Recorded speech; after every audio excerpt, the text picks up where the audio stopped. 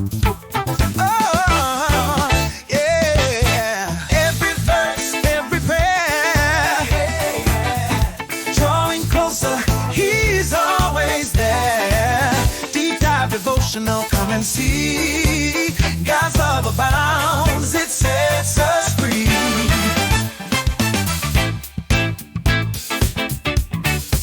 All right, so today we're going like deep on this idea of beauty and value, Okay. but through like the most unexpected lens. Yeah. The book of Proverbs, Okay. Proverbs 31.30 to be exact. Okay.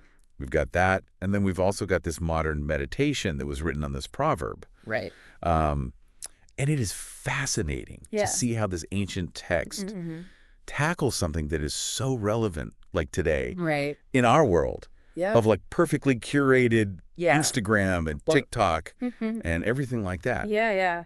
Totally. It's just so interesting. Yeah. So, Well, and what's It's- interesting about this yeah. proverb is it like flips the script on how we usually think about beauty and worth. it really does. Yeah. So it says, charm is deceitful and beauty is passing, but a woman who fears the Lord, she shall be praised. Yeah. So like when you first read that, what jumps out at you? I mean, for me, it's the contrast. Yeah. It's almost jarring. Right. How it just like dismisses charm and beauty, Yeah, which are things our culture puts like on a pedestal, totally. you know? Okay. But it's important to remember that this comes from the book of Proverbs, Right. which is a collection of wisdom sayings that were meant to guide people towards righteous living, Okay. you know? So it's about more than just like looking good. Yeah, so it's about more than just looking good. Yeah. But what about that phrase, fears the Lord? Right. That can sound kind of intense. Yeah, it's definitely a phrase that needs some unpacking. Yeah. Fear in this context isn't about being terrified. Okay. It's more about deep respect, awe, and recognizing a higher moral authority. Okay.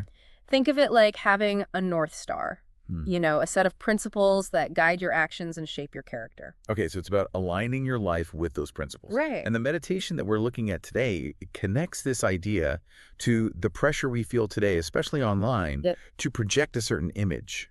It's like everybody's chasing likes and validation, trying to fit into some perfect mold. Mm-hmm. Do you think that drive for external approval is really that different from the charm the proverb warns against? I think they're definitely connected. Yeah. You know, they both focus on outward appearances, on seeking validation from others. Mm. And I think the meditation makes a really powerful point about how fleeting that kind of validation can be. Right. One minute you're riding high on compliments, the next you're feeling inadequate because someone else got more likes. It's so exhausting. Yeah. And it's like never ending. It's hamster wheel. Yeah. Yeah. And this proverb seems to be saying that there's a better way, Right. a path to a more lasting kind of worth. Exactly. And that path is less about how you look Mm-hmm. and more about how you live. Okay. You know, the Proverbs 31 woman, Yeah. she isn't praised for her beauty, but for her actions, her Yeah. industriousness, Mhm. compassion, strength, and the way that she uses those qualities to serve her family and community. Right. It's a beauty that's built, not just given. So it's about building a life of substance, Right. of character, Yeah. guided by those principles we talked about earlier. Right. But the proverb also says her ultimate worth comes from fearing the Lord. Mm-hmm. How does that fit in? This is where it gets really interesting. Yeah. The proverb seems to suggest that aligning yourself with a higher purpose, with something bigger than yourself, Mm-hmm. is where true beauty is found.